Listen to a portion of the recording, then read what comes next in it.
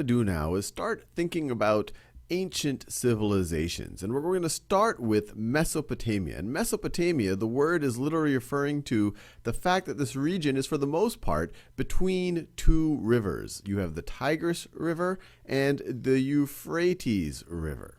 And when we talk about ancient Mesopotamia, most people are referring to the period between around 3000 BCE, or maybe even going a little bit before that, so 3000 before the Common Era, and then going up to about the time of Christ, or a little bit before that. So we might go to 1000 BCE, or maybe a little bit later, maybe around 500 BCE. And what I've done here is we clearly have a map of the region. I also have timelines for different geographies. So this timeline that I have right here in blue, this is my timeline for Mesopotamia. Right over here. And you can see that I have different colors along this timeline. And you can also see what other civilizations were around at the same time in history. And this is not a comprehensive list here. So what we have in this yellow, this is ancient Egypt. And you can see that them sprouting out around the Nile. It's no coincidence that these are around rivers. The rivers flood and provide fertile ground where you can have agriculture, where you can support population centers. So it's no coincidence that you have a civilization around the Nile. You have a civilization in Mesopotamia between the Tigris and Euphrates rivers. So this is the Egyptians right over here. This is ancient Mesopotamia. Right over here, I have the Indus Valley civilization. And then we have China. And once again, not comprehensive. We have other civilizations going on, but these are ones that you will often hear being spoken about. Now, in Mesopotamia, especially when we're talking about ancient Mesopotamia, you will hear about different groups and different languages. And so you'll hear about the Sumerians. Oftentimes, they are most famous today for their cuneiform writing, and we'll do probably a whole series of videos, as it's one of the original ways of symbolic writing that the Sumerians developed. You might also hear about the Akkadians, and the Akkadians were both. Akkadian could be referring to an actual empire, or it could be referring to the Akkadian language, and same thing about Sumerian. You might hear about the Assyrians. You might hear about the Babylonians. Babylonians. And all of these groups are associated with Mesopotamia. The Sumerians lived generally in this area right around here.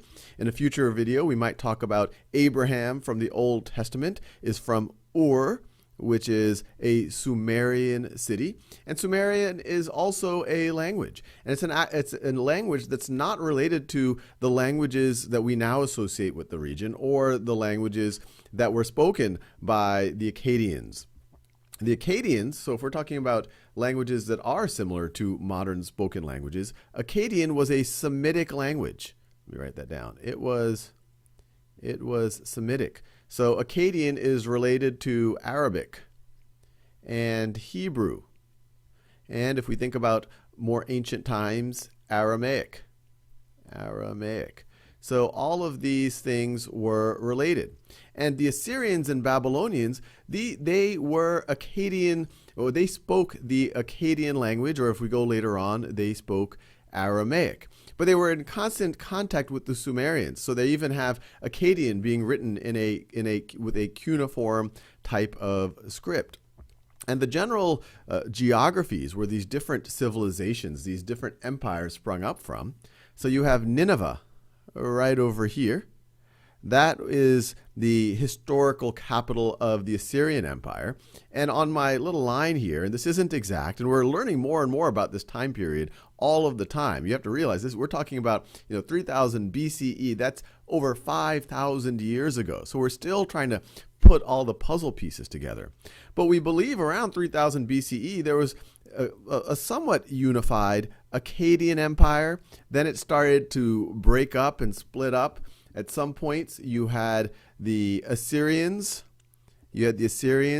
More or less in control of the region. At other points, you had the Babylonians with the capital at Babylon. And we'll talk about famous Babylonian kings like Hammurabi and Nebuchadnezzar. And actually, Babylon gets referred to a lot more. But for most of this time period we're talking about, the Assyrians were actually the dominant empire with their capital at Nineveh. Sumer, you see that here, where Abraham is from, that was more often part of these other empires. And so this is just to start to get us acquainted with this region of the world, with Mesopotamia.